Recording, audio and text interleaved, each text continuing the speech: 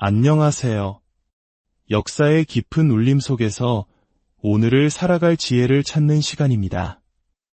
우리의 삶이 때로는 거친 파도에 휩쓸리는 작은 배처럼 느껴질 때가 있습니다.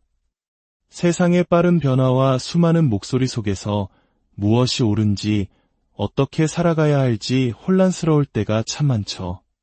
특히 신앙을 가진 우리에게는 그 고민이 더욱 깊어지기도 합니다. 굳건한 믿음을 지키며 살아가고 싶지만 세상의 흐름은 우리를 자꾸만 다른 방향으로 이끌어가는 것 같습니다. 마치 거대한 강물에 떠밀려가는 기분이 들 때도 있습니다. 오늘 우리가 함께 나눌 이야기는 지금으로부터 약 2600년 전 모든 것을 잃고 낯선 땅에 포로로 끌려갔던 한 청년의 이야기입니다. 그의 이름은 다니엘입니다. 절망적인 상황 속에서도 어떻게 자신의 신념을 지키고 더 나아가 세상을 변화시키는 빛이 될 수 있었는지 그의 삶을 통해 오늘을 살아가는 우리에게 주시는 하나님의 깊은 메시지를 발견하고자 합니다. 본격적인 이야기에 앞서 잠시 시간을 내어 이 지혜의 말씀이 더 널리 퍼져나갈 수 있도록 도와주시겠어요? 좋아요와 구독을 통해 여러분이 이 채널을 지지해 주시는 것은 어두운 세상에 또 하나의 등불을 켜는 것과 같습니다. 이 영상을 공유하며 빛을 나누는 모든 분들의 삶에 하나님의 크신 은총과 평강이 함께 하시기를 기도합니다. 자, 그럼 이제 마음을 열고 타협을 강요하는 세상 속에서 신념을 지키며 살아갔던 다니엘의 이야기 속으로 함께 들어가 보겠습니다. 우리는 지금 복잡한 시대를 살고 있습니다.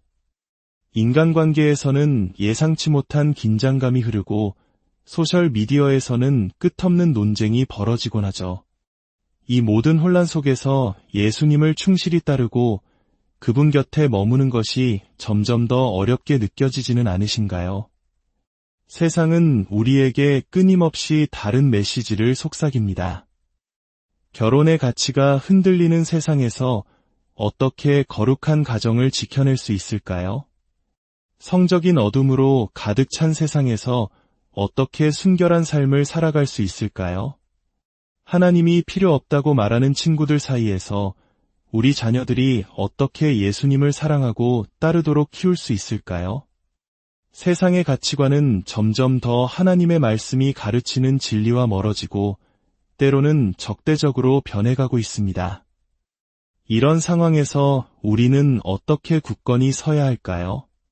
이것이 진리다라고 외치며 모든 관계를 끊어버려야 할까요?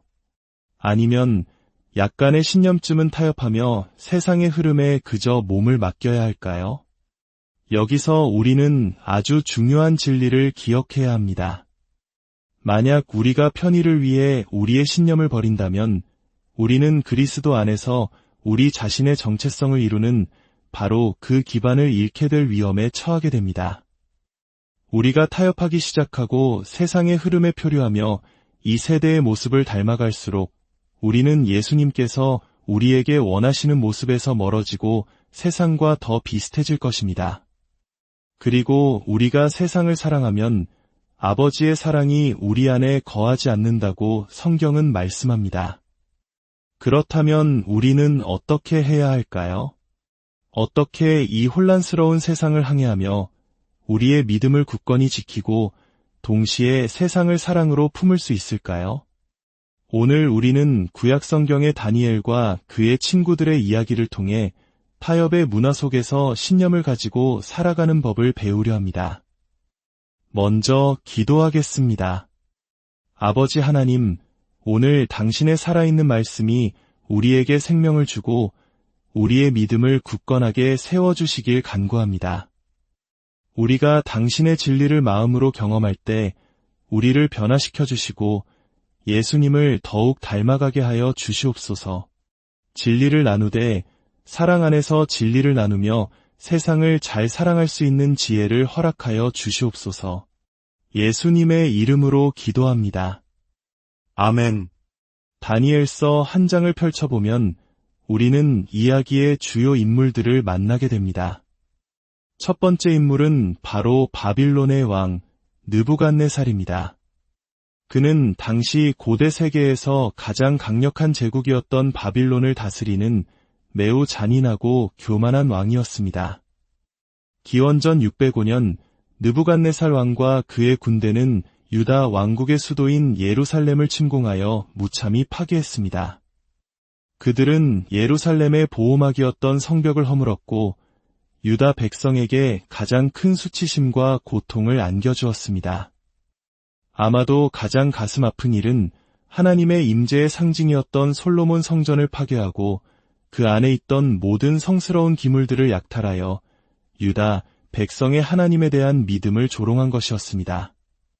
이렇게 악한 왕 느부갓네살이 등장하지만 그는 다니엘서의 진짜 주인공이 아닙니다. 그렇다면 이 책의 진짜 주인공은 누구일까요? 바로 하나님이십니다. 성경의 모든 책에서 그러하듯 하나님께서야말로 모든 역사의 주관자이시며 이야기의 중심이십니다. 다니엘은 우리에게 신앙인의 본보기가 되지만 모든 순간을 주관하시는 분은 바로 하나님 한 분뿐이십니다. 당시 유다 백성들은 모든 것이 무너져 내린 혼돈과 두려움 속에서 어찌할 바를 몰랐습니다. 많은 성서학자들은 다니엘서 전체를 관통하는 핵심 구절로 다니엘서 2장 28절을 꼽습니다. 오직 은밀한 것을 나타내실 이는 하늘에 계신 하나님이시라. 혹시 지금 절망적인 상황 속에서 어디로 가야 할지 몰라 방황하고 있는 분이 계십니까? 기억하십시오. 하늘에는 모든 것을 주관하시는 하나님이 살아 계십니다. 당신이 어떤 일을 겪고 있든지 우리의 왕께서는 여전히 보좌에 앉아 계십니다. 그분은 왕들을 세우기도 하시고 패하기도 하시는 만왕의 왕이십니다. 느부갓네살 왕은 예루살렘을 파괴한 후 그의 신하에게 명령을 내립니다.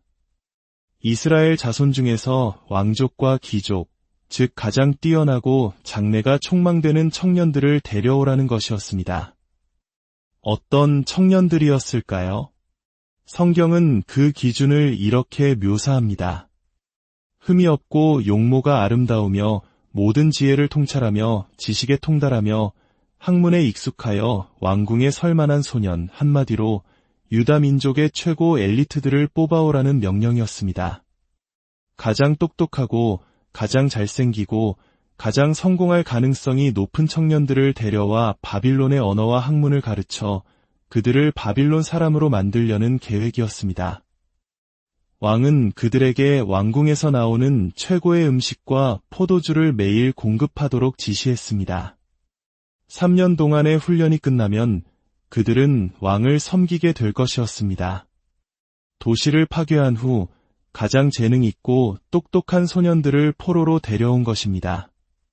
다니엘과 그의 세 친구도 그들 중에 있었습니다. 학자들은 그들이 당시 10대였을 것이라고 추정합니다. 상상해 보십시오.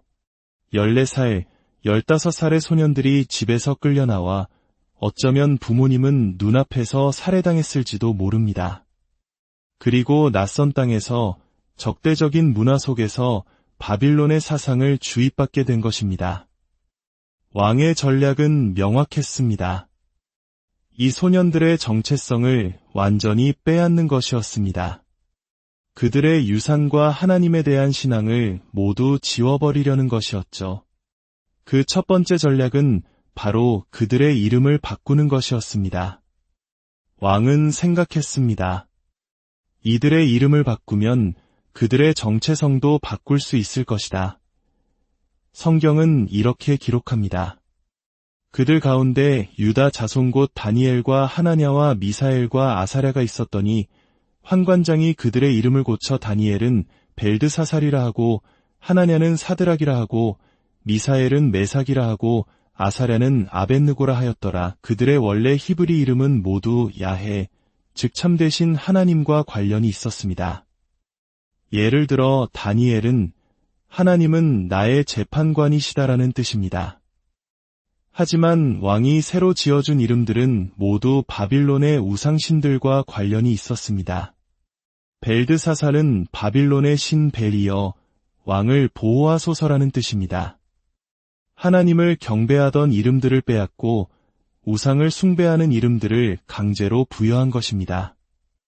여기서 흥미로운 사실이 하나 있습니다. 다니엘은 자신을 지칭할 때 항상 자신의 히브리 이름 다니엘을 정확하게 기록했습니다. 하지만 바빌론식 이름인 벨드사살을 언급할 때는 의도적으로 철자를 틀리게 썼다고 합니다. 이것은 수많은 사본과 사해사본에서도 발견되는 사실입니다.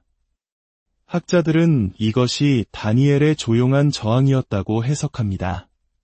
당신들이 내 이름을 바꿀 수는 있어도 내 존재 자체를 바꿀 수는 없다. 당신들이 내 이름을 바꿀 수는 있어도 내가 섬기는 하나님을 바꿀 수는 없다는 외침이었던 셈입니다.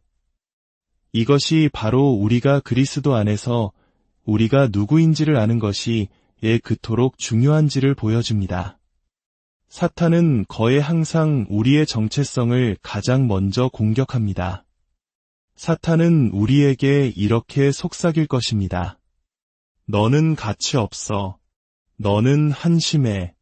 너는 아무것도 변화시킬 수 없어. 사람들이 진짜 내 모습을 알면 널 사랑하지 않을 거야. 하나님은 결코 널 용서하지 않으실 거야. 하나님은 너 같은 사람은 쓰지 않으셔. 바로 그때 사탄이 우리에게 우리가 누구 아니다라고 말할 때 우리는 하나님께서 우리가 누구라고 말씀하시는지를 스스로에게 상기시켜야 합니다. 여러분이 그리스도 안에 있다면 하나님께서는 말씀하십니다. 너는 그리스도 안에서 새로운 피조물이라.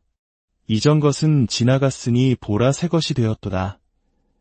당신은 하나님 보시기에 심히 두렵고 기이하게 지음받은 존재입니다.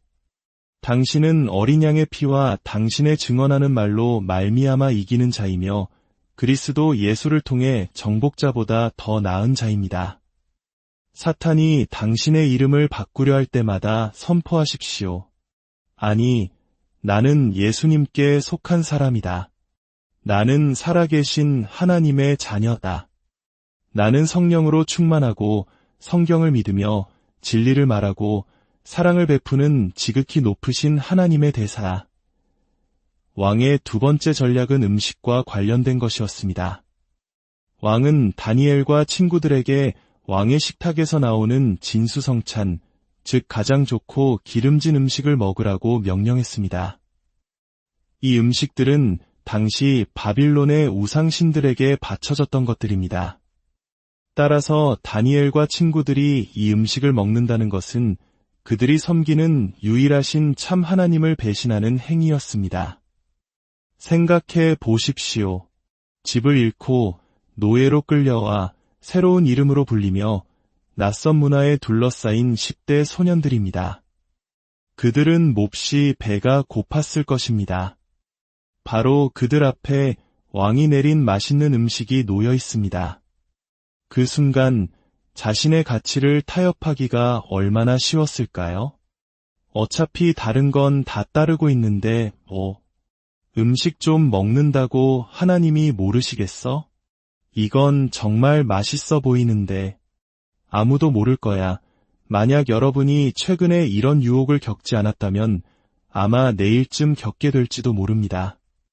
사탄은 끊임없이 유혹합니다. 괜찮아. 다들 그렇게 해. 아무도 모를 거야. 그게 뭐 대수라고. 하지만 기억하십시오. 우리가 편의를 위해 신념을 버린다면 우리는 그리스도 안에서 우리의 정체성의 기반 자체를 잃게 될 위험에 처합니다. 왕은 다니엘이 이교도의 음식을 먹고 굴복하기를 원했지만 다니엘은 하나님께 신실함을 지켰습니다. 성경은 이렇게 말합니다. 다니엘은 뜻을 정하여 왕의 음식과 그가 마시는 포도주로 자기를 더럽히지 아니하리라 하고 자기를 더럽히지 아니하도록 환관장에게 구하니. 뜻을 정하여. 이 말이 정말 중요합니다.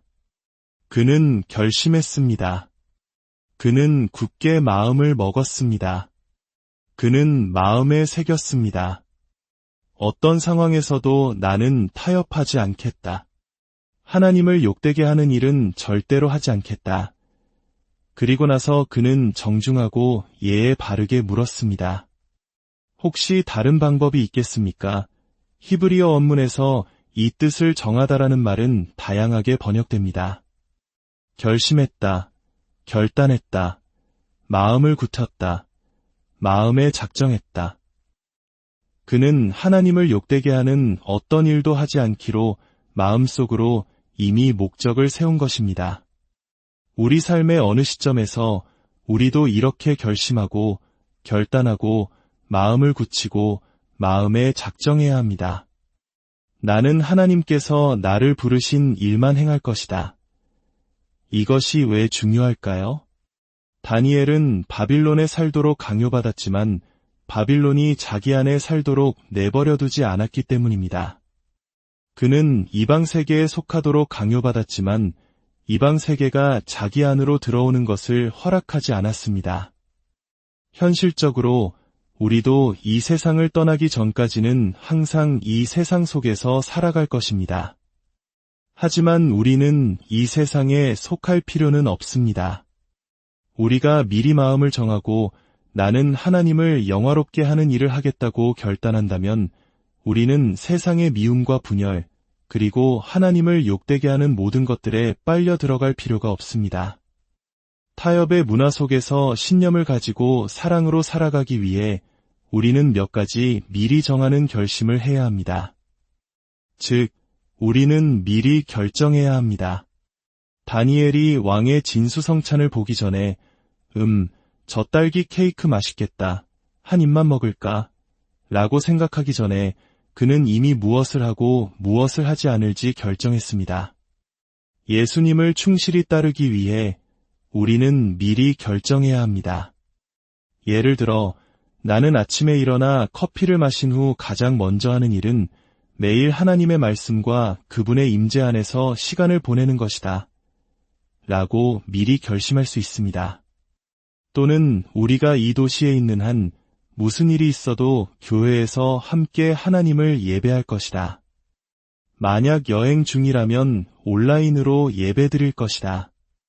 왜냐하면 우리는 하나님의 백성이며 교회의 백성이기 때문이다.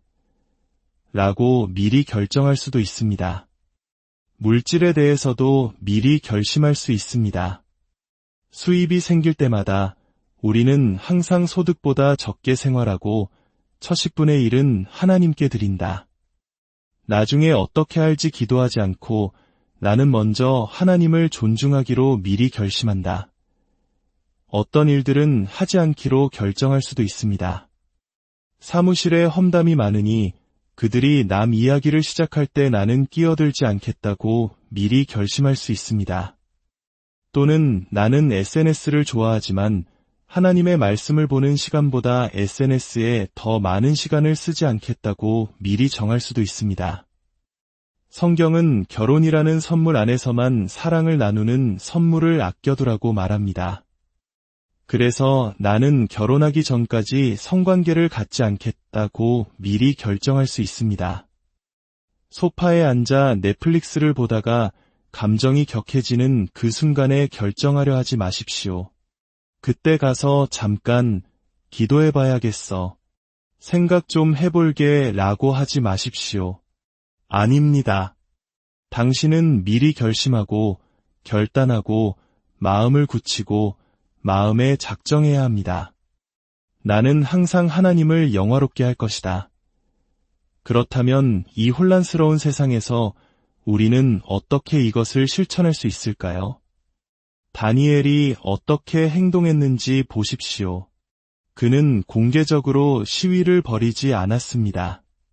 그는 음식을 집어던지며 이것은 우상에게 바친 음식이다. 라고 소리치지 않았습니다. 그는 방을 뛰쳐나가 너희는 모두 지옥에 갈 거야. 라고 저주하는 문자를 보내지도 않았습니다. 아닙니다. 그는 정중하게 요청했습니다. 어떤 사람들은 너무나 옳기 때문에 아무런 변화도 만들어내지 못합니다. 당신은 너무나 옳아서 다른 사람의 말을 전혀 듣지 않습니다. 진리를 위해 진정으로 서고 싶다면 스스로에게 물어야 합니다. 당신은 당신의 주장을 펼치고 싶습니까?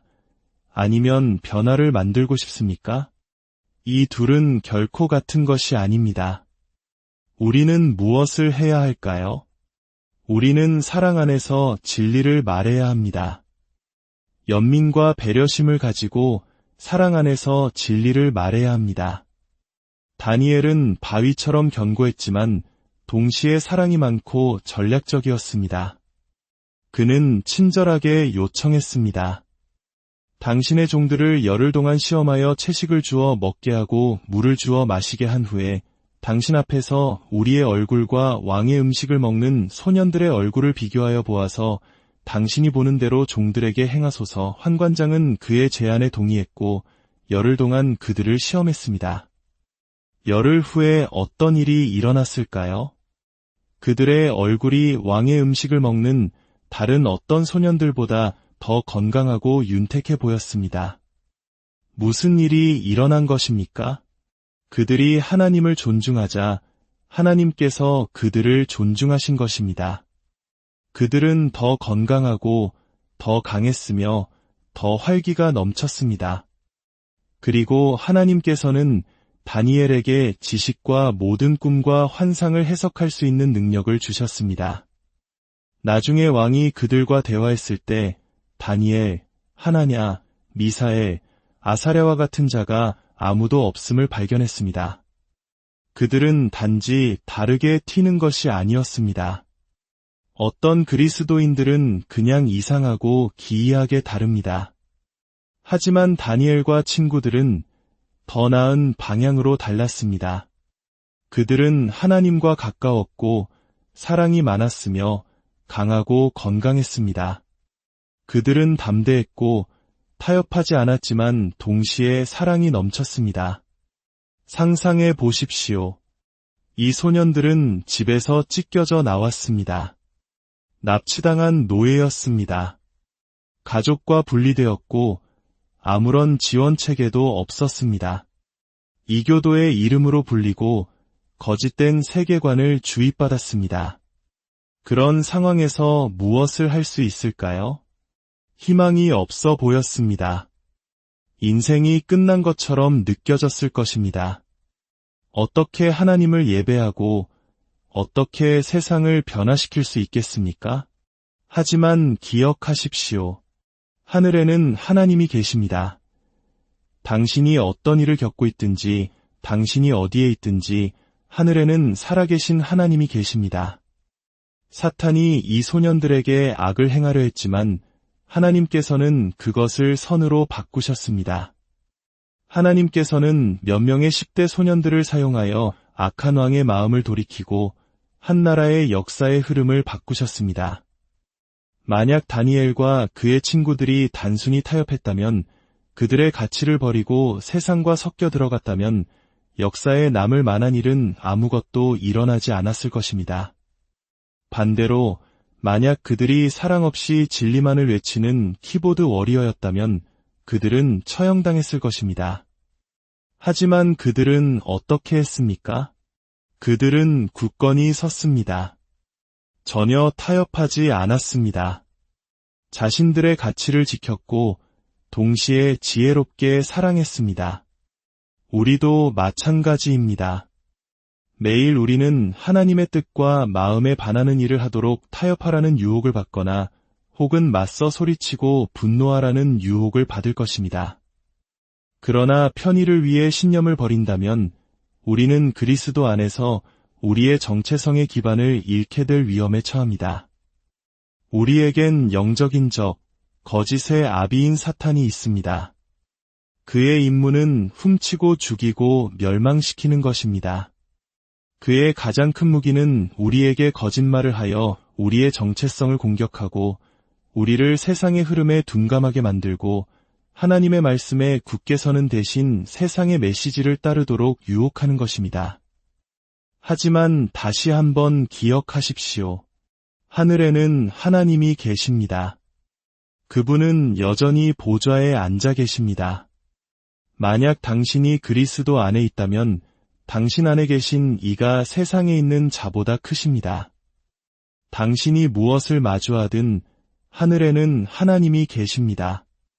우리 하나님은 선하신 하나님, 사랑의 하나님, 위로우신 하나님, 긍휼과 자비, 정의의 하나님이시기 때문에 그분은 항상 신실하시기 때문에 당신은 굳건히 서서 세상을 사랑으로 품을 수 있습니다.